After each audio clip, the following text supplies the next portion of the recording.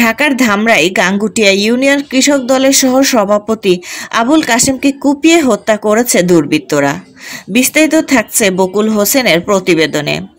যুবদলের সভাপতি ইয়াসিন ফেরদৌস মুরাদের নির্দেশনায় ধামরাই উপজেলায় মিছিল ও প্রতিবাদ মানববন্ধন ও হত্যাকারীদের দৃষ্টান্তমূলক শাস্তির দাবি জানান। আবুল কাশেমের হত্যাকারী দৃষ্টান্তমূলক শাস্তি চাই। ইয়াসিন ফেরদৌস মুরাদের বিরুদ্ধে কোনো অপপ্রচার চালালে, মিথ্যা অপবাদ দিলে আমরাও তার প্রতিবাদ করব। বিগত 17 বছর আওয়ামী লীগ আমলে আপনারা কোথায় ছিলেন? ধামরাই থানার বিএনপির কমান্ডার হিসেবে আমরা পাশে পেয়েছি ইয়াসিন ফেরদৌস মুরাদকে।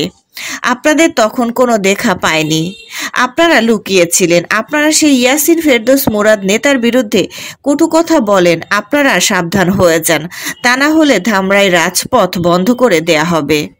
ইশতিয়াক আহমেদ ফারুক বলেন, আমরা প্রশাসনকে বলবো যারা এই হত্যার সাথে জড়িত তাদেরকে অবিলম্বে গ্রেফতারের দাবি জানাচ্ছি এবং তাদের শাস্তির আওতায় আনতে হবে। গতকাল কিছু বিএনপি নেতা ইয়াসিন ফেরদৌস মুরাদকে মিথ্যা অপবাদ দেওয়ার চেষ্টা করে। সবাইকে সতর্ক করে দিতে চাই, সবাই সাবধান হয়ে যান। প্রতিবাদ ও মানববন্ধনে উপস্থিত ছিলেন খন্দকার আইয়ুব খান, সিনিয়র সহ সভাপতি ধামরাই থানা বিএনপি, হাজী লোকমান দেওয়ান সভাপতি ধামরাই থানা শ্রমিক দল, ইবাদুল হক জাহিদ সহ সভাপতি ঢাকা জেলা যুবদল, ইশতিয়াক আহমেদ ফারুক সহ সাংগঠনিক সম্পাদক ঢাকা জেলা যুবদল, মোহাম্মদ রাকিবুল ইসলাম সহ সাংগঠনিক সম্পাদক ঢাকা জেলা যুবদল, ইসমাইল হোসেন সুমন ঢাকা উত্তর সহ সভাপতি ছাত্রদল।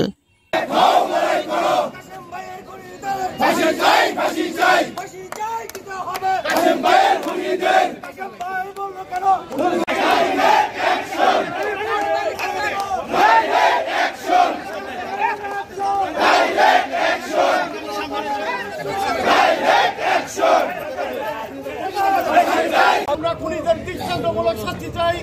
ইনশাআল্লাহ আগামী দিনে আমার নেতা ইয়াসিন ফেরদৌস কথা বলবে, কথা আমরাও বলবো।